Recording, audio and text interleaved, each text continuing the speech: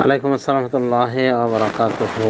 পালক সন্তান গ্রহণের বিষয়ে এখানে প্রশ্ন করা হয়েছে, বিষয়ে বিস্তৃত আলোচনা আছে। আসলে আমি চাইবো এমন প্রশ্ন যেগুলি পূর্বে আসেনি, আর যেগুলির অবতারণা করা হয়েছে এবং অলরেডি উত্তর দেওয়া হয়েছে, এগুলো তো বলা যেতে পারে একই জিনিসের রিপিটিশন। তো এটা আমি কামনা করি না। তো যাই হোক, সংক্ষেপে এখানে বলবো যে এই দত্তক নেওয়ার এই সিস্টেমটা, পালক সন্তান গ্রহণের এই সিস্টেমটা, অর্থাৎ কারো সন্তানকে নিয়ে নেওয়া, কিনে আনা অথবা এমনিতে আনা, অথবা পড়ে পাওয়া সন্তানকে নিয়ে এসে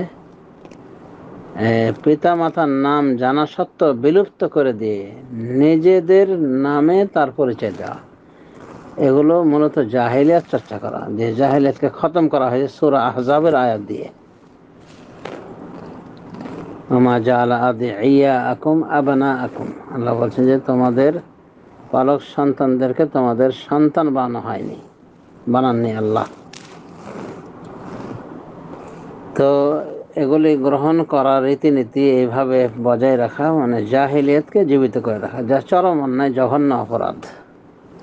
সুতরাং এইভাবে পালক সন্তান রাখা যাবে না, মানে তাদের নামকে বিলুপ্ত করে দিয়ে নিজেদেরকে তাদের বাপ মা ঘোষণা করা, তাদেরকে জানা এবং সারা জীবন জানতে না দেয়া, এগুলো হলো কি জাহেলিয়াত, সে যুগের জাহেলিয়াতের নতুন ভার্সন, এডিশন আর কি।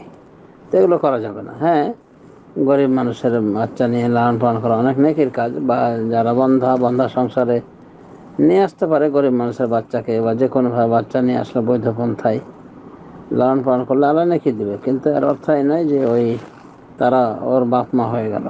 অবশ্যই তাদের বাপ মার পরিচয়ই তাদের পরিচয় দিতে হবে, নতুবা ওই জাহিলিয়াতকে চর্চা করা হয়, যে জাহিলিয়াতকে খতম করেছেন আল্লাহ রাব্বুল আমিন সূরা আহজাবের আয়াত দিয়ে, এবং রাসূলুল্লাহ সাল্লাল্লাহু আলাইহি ওয়াসাল্লামের সাথে তারই পালক সন্তানের আগের পালক সন্তান যায়েদ ইবনে হারেসার তালাকপ্রাপ্ত বিবির সাথে বিয়ে দেওয়ার মাধ্যমে, যার নাম ছিল জাইনাব।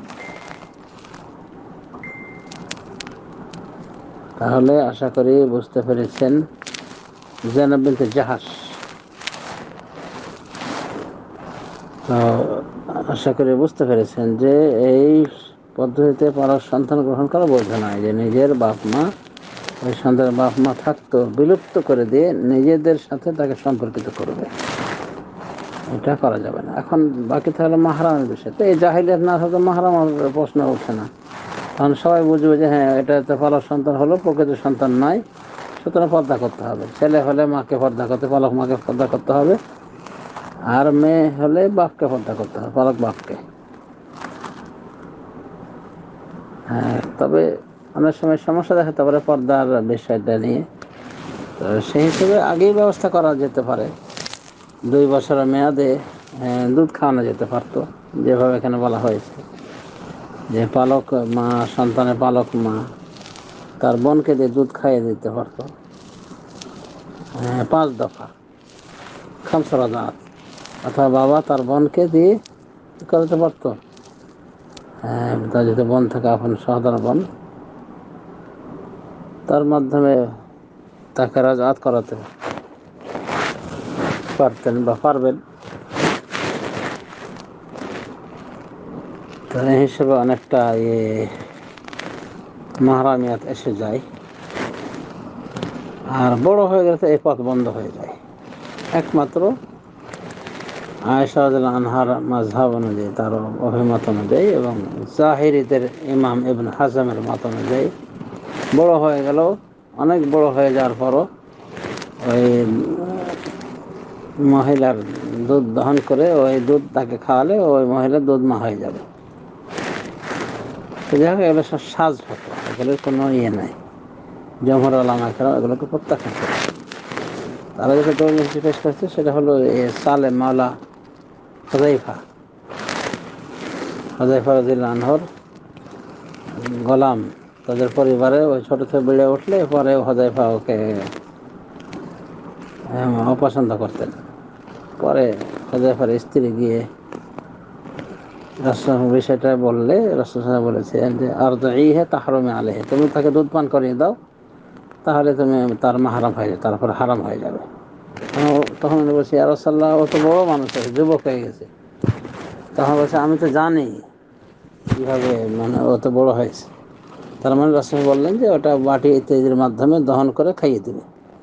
তো অধিকাংশ উলামা কেরাম এটাকে মনে করেন যে এটা সালেমের সাথে খাস, বা হোজাইফার পরিবারের সাথে খাস। কিন্তু আল্লামা ইবনে হাজম, মা আয়েশা রাদিয়াল্লাহু আনহা, ওনারা এটাকে ব্যাপক মনে করেন, মানে বয়স্ক হওয়ার পরও এইভাবে দুধ খাওয়ানো যায়, এটা তারা মনে করতেন। অর্থাৎ দহন করে বাটিতে করে খাইয়ে দিবে, তাহলে দুধ মা হয়ে যাবে। তো যাই হোক, এটা সাজ কথা। আসল কথা হলো যে বড় হয়ে গেলে এই পথ আর থাকে না, পর্দা করতে হয়। পর্দা শরীয়তের পেছনে সমস্যা কি? আর ওই জাহেলি পন্থা অবলম্বন করা যাবে না, ওটা বর্জন করার জন্যে ইসলাম এসেছে, এবং ইসলাম এই জাহেলিকে খতম করে দিয়ে। সুতরাং শুধু এখন নিছক সওয়াবের আশায় পালক সন্তান হিসেবে গ্রহণ করা যায়, মানে লালন পালনের নিয়তে লালন পালন করা যেতে পারে, তবে তাদের পিতামাতার নাম বিলুপ্ত করে তাদের লালন পালন করা যাবে না, বরং কাগজে কলমে সর্ব জায়গায় তার আসল পিতামাতার নাম থাকতেই হবে। আশা করি উত্তর পেয়েছেন। বারাকাল্লাহু ফিকুম।